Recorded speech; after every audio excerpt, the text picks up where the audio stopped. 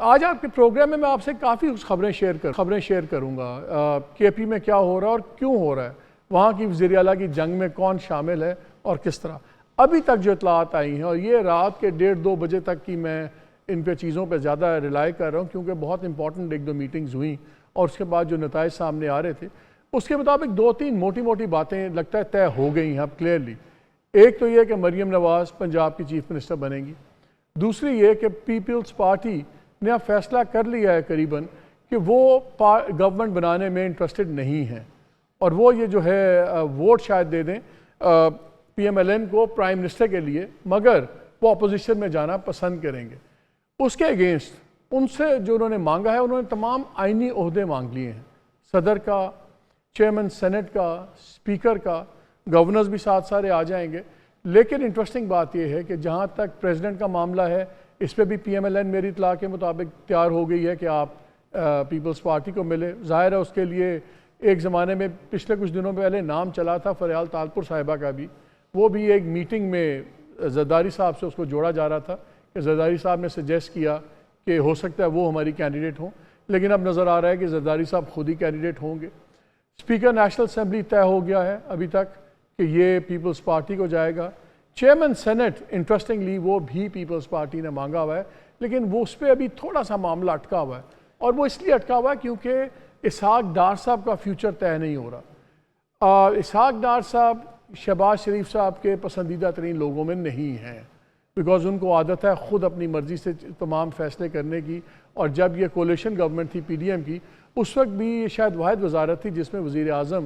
کوئی دخل نہیں دے سکتے تھے۔ اور یہ تو میں آپ کو ایز اے فیکٹ آپ سے خبر بھی شیئر کروں گا کہ جب آئی ایم ایف والا سارا سین ہوا اور تمام بات چیت بریک ڈاؤن ہوئی تو اس وقت اسحاق ڈار صاحب نے بھی اس وقت وزیر اعظم شہباز شریف کو کہا تھا آپ بے فکر رہیں، یہ 28-29 کو تک آ جائیں گے، میں ان کو جانتا ہوں یہ آئیں گے،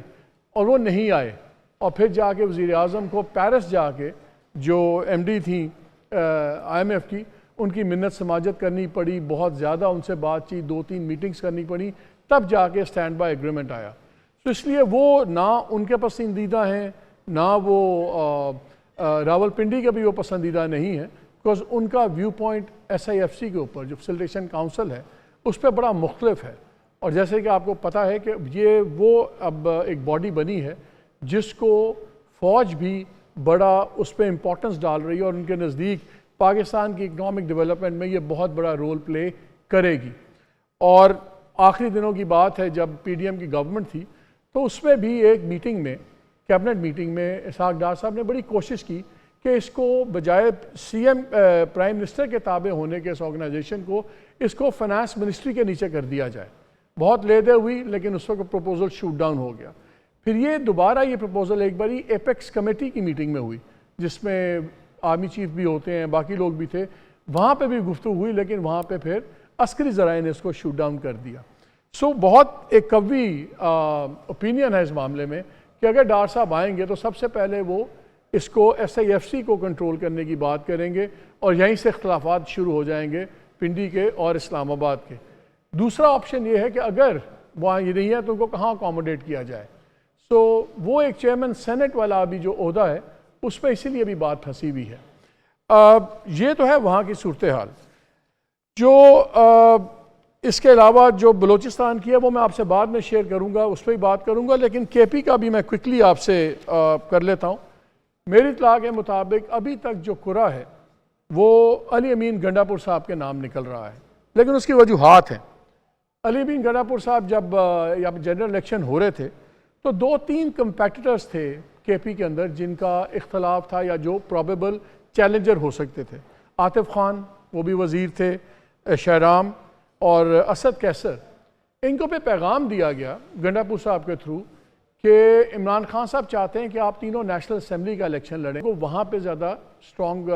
لوگوں کی ضرورت پڑے گی، تو ان سب کو تو پروونس سے نکال دیا گیا۔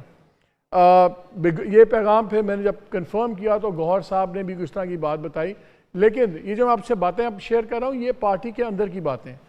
گوہر جو ہیں اس وقت جو چیئرمین ہیں پی ٹی آئی کے، وہ بھی کوئی ان کے کیمپ کے آدمی نہیں ہیں علی امین گنڈا پور صاحب کے، لیکن علی امین گنڈا پور صاحب کے بارے میں کہا جاتا ہے کہ ان کی جو رسائی ہے وہ خان صاحب کے گھر تک ہے۔ اینڈ اس لیے شاید قرہ ان کے نام ہی نکلے، اگرچہ 3 اور کینڈیڈیٹس ہیں جن کا نام سیریسلی کنسیڈر ہو رہا ہے۔ ایک شکیل خان ہے، یہ منسٹر پبلک اور پبلک ہیلتھ کے تھے، پہلے ریونیو کے تھے، ان کی ریپوٹیشن بڑی اچھی ہے اور ان کے بارے میں بہت سے پارٹی کے اندر بھی اور ویسے بھی کوئی سکینڈل نہیں، کوئی کچھ نہیں۔ ایک ارشد ایوب ہیں، یہ ویسے تو کزن ہیں عمر ایوب کے، ان کے ایک بھائی ہیں، ان کے بارے میں تو بہت کنٹروورسیز ہیں، لیکن ان کی ایک ریپوٹیشن بڑی کلین ہے۔ اسپیکر مشتاق غنی صاحب نے اپنے آپ کو اس ریس میں ڈالا ہوا ہے، لیکن مجھے یاد ہے کچھ ملاقاتوں کی بیس پہ جہاں خان صاحب کے بھی کچھ ویوز میں نے سنے کہ وہ شاید ذاتی طور پہ ان کو اتنا پسند نہیں کرتے،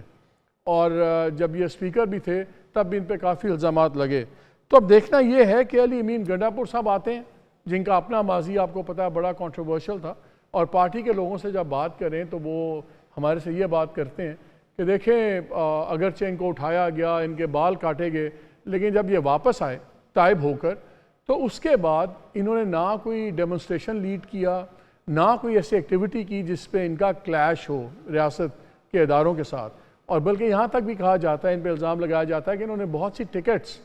ایک کنسنسس کروا کے کلیئرنس کروا کے دی۔ کیا وہی اب اپوائنٹ ہوں گے؟ باقی تو آپ کو یاد ہے ان کی ایک بڑی فیمس،